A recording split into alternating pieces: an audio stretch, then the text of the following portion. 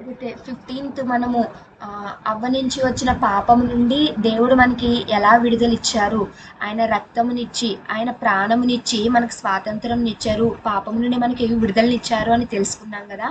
ఆ విడుదలని మనము ఎలా ఉపయోగించుకుంటున్నాము, ఆయన సన్నిధికి ఆయన ఆశించినట్టుగా ఆయన పరలోక రాజ్యం చేరడానికి మనం ఆ స్వాతంత్రాన్ని ఉపయోగించుకుంటున్నామా, లేదా మన పనుల నిమిత్తము లేదా మన స్వార్థం నిమిత్తము ఆ స్వాతంత్రాన్ని ఉపయోగించుకుంటున్నామా అని మనము 15th ఒక ప్రసంగంగా చెప్పుకోవడం జరిగింది. అలాగే ఒకసారి 15th మనం ఏం చెప్పుకున్నామో ఒక క్విక్ రీక్యాప్, ఒక 3 పాయింట్స్లో నేను చెప్తున్నాను.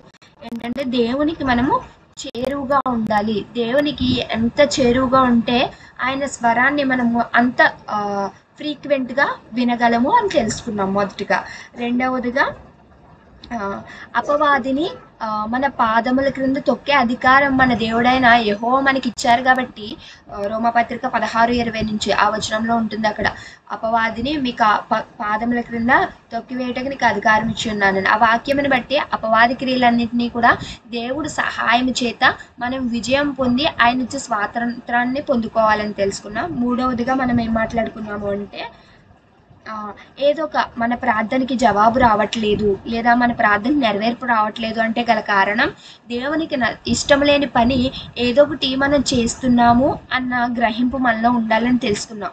ఆ గ్రహింపుని బట్టి నేను చెప్పాను కదా, చర్చ్కి వెళ్ళినప్పుడు నేను ఆ వాక్యముని బట్టి ఒకటి అనుకున్నా, ఇది నాలో ఉంది, ఇది నీకు ఇష్టం కాదు దేవా, దీన్ని నేను ఈరోజు వాక్యముని బట్టి, ఈరోజు యాజకుల రూపంలో మీరు నాతో మాట్లాడిన దాన్ని బట్టి నేను దీన్ని పూర్తిగా విసర్జించి ఇంటికి వెళ్తున్నాను అని నేను ఏదైతే అనుకున్నానని చెప్పన్నాను కదా. మిమ్మల్ని కూడా అలాగే ఏదైతే దేవునికి ఇష్టం లేని పని మీరు ఇంకా చేస్తూ ఉన్నట్లయితే దాన్ని పూర్తిగా విసర్జించండి. దేవుని వద్ద వాగ్దానం చేసుకోనండి, దేవా ఇది నీకు ఇష్టం లేదు, నేను దీన్ని పూర్తిగా విడిచిపెడుతున్నాను, నా ప్రార్థనకు జవాబు ఇవ్వండి అని ఎలా అయితే ప్రార్థిద్దాము అని అందరూ నిర్ణయించుకుని మనము 15th ఆగస్టున మనము ప్రసంగంగా చెప్పుకున్నామో ఆ అంశమును బట్టి కంటిన్యూషన్ ఏదైతే 7 పాయింట్స్ ఉన్నాయి ఇందులో ఆయన స్వాతంత్రాన్ని మనం పొందుకోవాలంటే ఏ విధంగా మనం జీవించాలి, ఏ విధంగా మనము ఆయనకి ఇష్టలై ఉండాలి అన్న అంశం మీద మరింత క్లుప్తంగా ధ్యానించుకుందామని చెప్పుకున్నాం కదా. ఆ యొక్క 7 మాటలు కూడా మనం ఈరోజు ధ్యానించుకుందాం. మొదటిగా మనం చూసినట్లయితే మనుషులను మెప్పించడానికి మనం జీవించకూడదంట. ఈ లోకంలో ఉన్నవారిగా చాలామంది ఏం చేస్తారు చెప్పండి, మనుషుల్ని మెప్పించడానికి ట్రై చేస్తారు. మనము దేవుని బిడ్డలుగా క్రైస్తవులుగా ఏం చేయాలంట, దేవుణ్ణి మెప్పించడానికి మనం జీవించాలి కానీ మనుషుల మెప్పు కొరకు మనం జీవించకూడదంట. ఒక ఉదాహరణ మనం చూసినట్లయితే ఈ లోకంలో హిందూస్కి క్రిస్టియన్స్కి మధ్య జరిగే ఒక చిన్న వార్ ఏంటంటే, మీరు క్రిస్మస్కి కట్ చేసిన కేక్ మేము తీసుకుంటాం కదా, హిందూస్గా మేము ఇచ్చే ప్రసాదాలు మీరు ఎందుకు తీసుకోరు అని ఒక చిన్న లిటిల్ వార్ జరుగుతుంటుంది ఎప్పుడు కూడా ఫ్రీక్వెంట్గా. ఈ యొక్క మాటను బట్టి, ఒక అంశాన్ని బట్టి ఒక యాజకులు చెప్పిన మాట ఏంటంటే, మనం క్రిస్మస్ కట్ చేసే కేక్ మనం కేక్ తీసుకొచ్చి కట్ చేసి ఎవరికాళ్ళకి ఇచ్చేస్తుంటామా, లేదా ఆ కేక్ని ముందు నుంచి కూడా లేదా ఆల్టర్ మీద పెట్టి అది పూర్తిగా దేవుడికి సమర్పించిన తర్వాత కట్ చేస్తామా అని ఒక క్వశ్చన్ వేశారు అక్కడ. మనం ఏం చేస్తాం, జనరల్గా కేక్ ప్రార్థన అంతా అయిపోయిన తర్వాత కేక్ కటింగ్ చేసి ఎవరికి ఇవ్వాల్సినది వాళ్ళకి ఇచ్చేస్తుంటాం. కానీ అన్యుల్లో చూసినట్లయితే వాళ్ళు ఏం చేస్తారు, పూజ మొదటి నుంచి కూడా వారు వండినవన్నీ కూడా వాళ్ళ దేవుళ్ళకి సమర్పించి నైవేద్యంగా నర్పించిన తర్వాత మాత్రమే దాన్ని మనకు తీసుకొచ్చిస్తారు. ఇక్కడ చూసినట్లయితే ఈ యొక్క ప్రసాదం లేదా వాళ్ళు వండిన పలహారాలన్నీ కూడా ఒక విగ్రహమునకు నర్పించబడ్డాయి, ఒక విగ్రహం నైవేద్యంగా అర్పించబడ్డాయి అన్నమాట.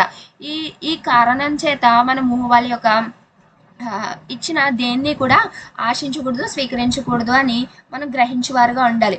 ఒకవేళ మన క్లోజ్ ఫ్రెండ్ తీసుకొచ్చి ఇచ్చారు కదా, లేదా మన పక్కింటి వాళ్ళే లేదా మన బాగా కావాల్సిన వాళ్ళు ఇది తీసుకొచ్చి ఇచ్చారు కదా అని వాళ్ళని మెప్పించడానికి మనం తీసుకున్నట్లయితే దేవుని దృష్టికి తప్పు చేసిన వారుగా ఉంటాం. దేవుణ్ణి మెప్పించకుండా ఈ లోకంలో ఉన్న మన స్నేహితుల్ని లేదా బంధువుల్ని మెప్పించేవారుగా ఉంటున్నారు. ఇటువంటి వారిని ఇటువంటి విధంగా ఉండకూడదని దేవుడు ఆశిస్తున్నారు.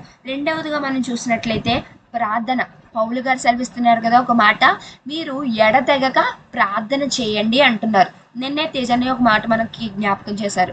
విల్లే గ్రహం గారు ఒక ప్రెస్ మీట్లో విలేకరులందరూ కూడా మీ యొక్క పరిచర్యకు గల కారణం ఏంటి, లేదా మీ యొక్క సక్సెస్ఫుల్ జర్నీకి కారణం ఏంటంటే అన్నప్పుడు 3 విషయాలు మీతో షేర్ చేసుకుంటాను, రాసుకోండి అని చెప్పి, మొదటిగా ప్రార్థన, రెండవదిగా ప్రార్థన, మూడవదిగా ప్రార్థన అని చెప్పి ఉండడం మనం చూసాం. ఈ విషయంలో మనం గ్రహించినట్లయితే ప్రార్థనకి అసాధ్యమైనది ఏదీ లేదు. మనం దేవుని యందు స్థిరంగా నిలబడి దేవుని యొద్ద ప్రతి విషయము కూడా ఆయన నుంచే సమాధానం రావాలని ప్రార్థనగా బిగ్గరగా కనిపెట్టినట్లయితే ఎటువంటి ఇబ్బందికైనా ఎటువంటి సమస్యకైనా తప్పక జవాబు ఇచ్చేవారుగా మన దేవుడైన యెహోవా ఉన్నారు. ఇంకా మనం చూసినట్లయితే దేవదాసయ్య గారు చెప్తారు కదా, మన ప్రార్థన ఎంత బలంగా ఉండాలంటే, నీకు ఏ సందేహం ఉన్నా కానీ, ఏ ప్రశ్న ఉన్నా కానీ, ఏది తెలుసుకోవాలన్నా కానీ వెళ్ళు, దేవుని యొద్ద సరాసరి వెళ్ళి మోకరించి ప్రార్థనలో కనిపెట్టు, ప్రార్థన చేయి, దేవుడు తప్పక సమాధానం ఇస్తారని దైవజనులు మనకి ఒక ఆత్మీయ మాట సెలవేయడం చూస్తున్నాం. ఈరోజు రెండవదిగా మనం చూస్తున్నట్లయితే ఆయన స్వాతంత్రం ఇచ్చి ఉన్నారు కదా, ఆయన ఇచ్చిన స్వాతంత్రమును సద్వినియోగపరుచుకోవాలి అంటే ప్రార్థన అనే ఖడ్గము మనము కలిగి ఉండాలి. ప్రార్థన అనే అంశము మనం కలిగి ఉండని ఎడల ఆయన ఇచ్చే స్వాతంత్రాన్ని ఆయన రాజ్యమునకు వెళ్ళుటకు మనం ఉపయోగించుకునే వారుగా ఉంటాము. మూడవదిగా చూసినట్లయితే నిర్ణయాలు తీసుకునేటప్పుడు బహుగా దేవుణ్ణి కనిపెట్టాలి అంట. మనం ఒక అంశము నిమిత్తము లేదా ఒక డిసిషన్ నిమిత్తము ఏం తీసుకోవాలో తెలియని సందేహంలో ఉన్నప్పుడు తొందరపాటున ఏ డిసిషన్ కూడా తీసుకోకూడదు.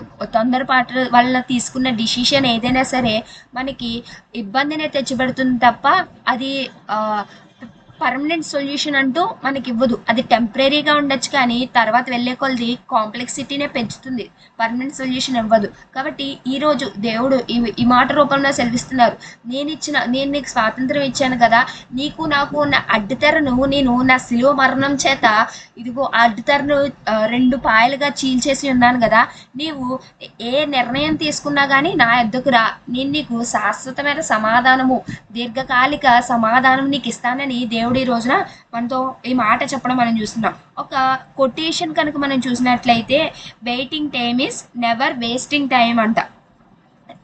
అలాగే తండ్రి దేవజనులు కూడా ఒక మాట చెప్పి ఉన్నారు, ఆయన మీతో చెప్పినది చేయండి. బైబిల్ మిషన్ యొక్క సిద్ధాంతం కూడా ఇదే ఉంది. దేవుడు మనతో చెప్పింది అది కష్టమైనా సరే మనము ఇష్టంగా స్వీకరించి దానిలో మనం పయనించినట్లయితే అది మనకి అనిపించవచ్చు, ఏంటి ఒక సొల్యూషన్ లేకుండా, ఏంటో తెలియకుండా, ఒక గమ్యం ఏంటో తెలియకుండా ఇవే నాకు దేవుడు చూపిస్తున్నాడు ఏంటి అనుకోవచ్చు. కానీ డేస్ వెళ్ళే కొలది ఆయన ఏర్పాటులో ఉన్న సోర్స్ని, ఆ స్వీట్నెస్ని నువ్వు అనుభవించగలవు. ఎప్పుడు దేవుడు నీతో చెప్పినది తక్షణం నువ్వు ఆచరించి నడిచినప్పుడు. అలాగే నాలుగవదిగా మనం చూసినట్లయితే దేవుణ్ణి అన్నిటికంటే ఎక్కువగా ప్రేమించాలంట. ఈ లోకంలో ఉన్న దేనిని కూడా మనం ప్రేమించకూడదని ముమ్మారు మన ప్రార్థనలో జ్ఞాపకం చేసుకుంటున్న వారుగా ఉన్నాం, లేదా ముమ్మారు మన ప్రసంగాల్లో దేవుని మాటల రూపంలో జ్ఞాపకం చేసుకుంటున్నాం. ఈ లోకంలో మనం కూడా ప్రశ్నించుకుందాం, దేన్ని ఎక్కువగా ప్రేమిస్తున్నాం? మన తల్లిదండ్రులనా, లేదా మన ఫోన్నా, లేదా నీకు బాగా ఇష్టమైన ఒక వస్తువునా, ఒక వ్యక్తినా? ఎవరిని ఎక్కువగా ప్రేమించవద్దు అని దేవుడు చెప్తున్నారు. దేవుడే అంటున్నారు కదా, దేవుని కంటే ఎక్కువగా దేన్ని ప్రేమించవద్దు. ఒక ఆజ్ఞగా కూడా మనం చూసాం, దేవుని కంటే దేన్నైనా ఎక్కువగా ప్రేమిస్తే అది ఒక విగ్రహమును పూజించినట్లే అవుతుందని మనం ఒక ఆజ్ఞ, మన 10 ఆజ్ఞలు ధ్యానించుకుంటున్న వారిగా ఉండగా ఒక ఆజ్ఞలో కూడా మనం చూసి ఉన్నాం. కాబట్టి ఈరోజు దేవుడిచ్చిన స్వాతంత్రాన్ని నువ్వు సంపూర్తిగా అనుభవించాలంటే దేవుణ్ణి తప్ప మరి దేనిని ఎక్కువగా ప్రేమించవద్దు. ఐదవదిగా మనం చూసినట్లయితే విశ్వాసంతో స్నేహం చేయాలి అంట. ఆయన స్వాతంత్రాన్ని మనం అనుభవించాలంటే విశ్వాసంతో ఫ్రెండ్షిప్ కలిగి ఉండాలంట. ఈ రోజున మనం ఒక ఇబ్బంది వచ్చినప్పుడు వెంటనే కొంచెం లోనెస్లో ఉంటాం, అటువంటి టైంలోనే ఒక ఫ్రెండ్ మనకు కాల్ చేశారు. వెంటనే ఏంటి డల్‌గా మాట్లాడుతున్నావు అని అనంగానే, మనకున్న ప్రాబ్లమ్‌ని మన ఫ్రెండ్‌కి మనం షేర్ చేసుకుంటాం కదా! మన ఫ్రెండ్ ఖచ్చితంగా మనకి ఏదో ఒక సజెస్ట్ చేస్తారు. అది ఎయిదర్ సమ్‌టైమ్స్ వర్కౌట్ అవ్వచ్చు, వర్కౌట్ కాకపోవచ్చు. కానీ నీవు నీ ఫ్రెండ్ ఆశ్రయించే ముందుగానే, నీ ఫ్రెండ్‌ని ఆశ్రయించుట కంటే ముందుగా నీవు దేవుణ్ణి ఆశ్రయించు. ఏ విధంగా? విశ్వాసంతో నీవు స్నేహము కలిగిన వారిగా దేవుణ్ణి ఆశ్రయించు. ఆ స్నేహము ద్వారా దేవుడు నీకు తప్పక సమాధానం ఇస్తారు. నీ ఫ్రెండ్స్ ఇచ్చిన సజెషన్ సమ్‌టైమ్స్ సక్సెస్ అవ్వచ్చు, లేదా ఫెయిల్యూర్ అవ్వచ్చు. కానీ దేవుడు నీవు విశ్వాసంతో అడిగిన యెడల దేవుడు ఖచ్చితంగా సక్సెస్ అయ్యే సొల్యూషన్ మాత్రమే నీకిస్తారు. అట్టివారుగా ఈ రోజున మనం ఉండి ఆయన స్వాతంత్రాన్ని అనుభవించాలని దేవుడు ఆశిస్తున్నారు. ఆరోదిగా చూసినట్లయితే నీ తల్లిదండ్రులను సన్మానించుము. ఈ మాట అప్పుడే మనము ఐ థింక్ 4 టైమ్స్ మనం చెప్పుకున్నాం. సామెతల గ్రంథంలో ఒక ప్రసంగంగా ధ్యానించాము. అండ్ అలాగే నిర్గమకాండంలో ధ్యానించాము. 10 ఆజ్ఞల్లో కూడా మనం ధ్యానించిన వారుగా ఉన్నాం. అలాగే ఫ్రీక్వెంట్‌గా ప్రతి ఒక్క ప్రసంగంలో కూడా ఈ మాట మనం క్లుప్తంగా జ్ఞాపకం చేసుకుంటున్న వారుగా ఉన్నాం. ఈ రోజున మనం గ్రహించుకుందాం. మన తల్లిదండ్రులను మనం ఏ పొజిషన్‌లో పెడుతున్నాము. ఈ లోకంలో నీ మిత్రుల కంటే ముందు పొజిషన్‌లో పెడుతున్నావా? లేదా వెనక పొజిషన్‌లో పెడుతున్నావా? లేదా నీకు కావాల్సిన వారి ప్రియారిటీ లిస్ట్ నీది ఎలా ఉంది? నీ తల్లిదండ్రులు ఫస్ట్ లిస్ట్‌లో ఉన్నారా? లేదా ఇతరులైన వారిని ఫస్ట్ లిస్ట్‌లో ఉన్నారా? ఒక్కసారి జ్ఞాపకం చేసుకుందాం. దేవుడు అంటున్నారు కదా, నీవినిచ్చు నీ స్వాతంత్రాన్ని నువ్వు పొందుకోవాలి, నా రాజ్యంలో నువ్వు ఆహ్వానించబడాలి, నా రాజ్యంలో నువ్వు రావాలి అంటే నీ తల్లిదండ్రులను సన్మానించు అని దేవుడు చెప్తున్నారు. 7వ మాటగా మనం చూసినట్లయితే మీ సమయాన్ని వృధా చేసుకోకండి. ఈ రోజున ప్రతి యవ్వనస్తులు కూడా చేస్తున్న విషయం ఇది. వాళ్ళు చాలా ఎంతూజియాస్టిక్‌గా ఉంటున్నారు.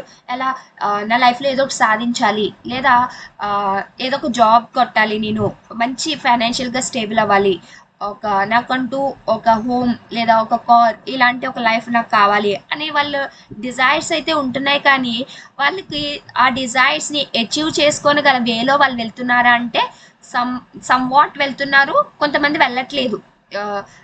వాళ్ళు ఆ డిజైర్‌తో ఉంటున్నారు కానీ దానికి డెవలప్ చేసుకోవాల్సిన స్కిల్స్‌ని డెవలప్ చేసుకోవట్లేదు. లేదా వేలో మనం సక్సెస్ అవ్వాలంటే దానికి చేయాల్సిన ప్రయత్నములు కూడా వాళ్ళు చేయకుండా విఫలమవుతున్న వారుగా ఉన్నారు. ఈ రోజున ఎంతో ఎంతో ఆశ కలిగి ఉండి కూడా ఆ వేస్ అచీవ్ చేయడానికి మనము చిన్న 1% కూడా మన ఎఫర్ట్స్ పెట్టకుండా ఇంటి దగ్గరే కూర్చుని ఫోన్ స్క్రోల్ చేసుకుంటూ ఆ వీడియో చూస్తూ ఈ వీడియో చూస్తూ ప్రార్థన మాత్రం చేసుకుంటే సరిపోతుందా చెప్పండి?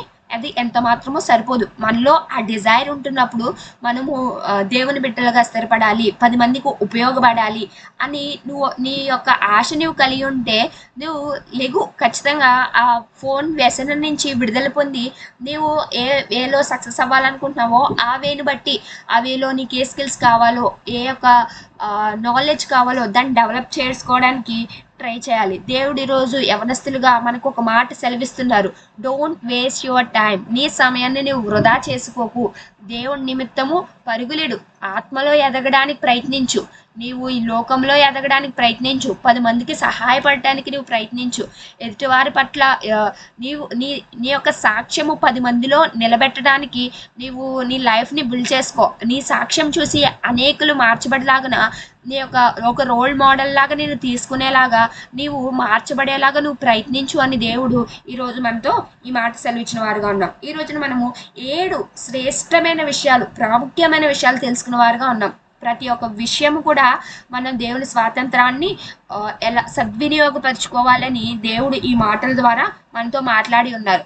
నేను సమయం అయిపోయినా సరే కానీ దీనికి పస్ చేయకూడదు, కంప్లీట్ చేయాలి అని ప్రయాస కలిగి ఈ 7 మాటలు సెలవీగా చెప్పి ఉండగా ప్రతి ఒక్క మాటను కూడా మీరు మీ హృదయంలో భద్రపరుచుకున్నారని నమ్మిక కలిగి ఉన్నాను. కాబట్టి ఈ 7 మాటలను బట్టి మీరు మీ జీవితంలో బిల్డ్ చేసుకోవడానికి ట్రై చేయండి. ప్రతి ఒక్క మాటను బట్టి గ్రహింపు కలిగి ఉండి ఈ మాట ఇలా ఉంది కదా, దేవునికి ఇష్టం లేదు కదా, ఇలాగ నేను నడుచుకోకూడదు అనే ఒక ప్రేరేపణ మీరు కలిగి ఉండాలని దేవుడు ఈరోజు ఈ మాటలు మీతో షేర్ చేసుకొని ఉండగా ఈ మాటలను బట్టి దేవాతి దేవుడు మీ ಎಲ್ಲರಿಗೂ నిండు దీవెనలు అనుగ్రహించును గాక. ఆమేన్.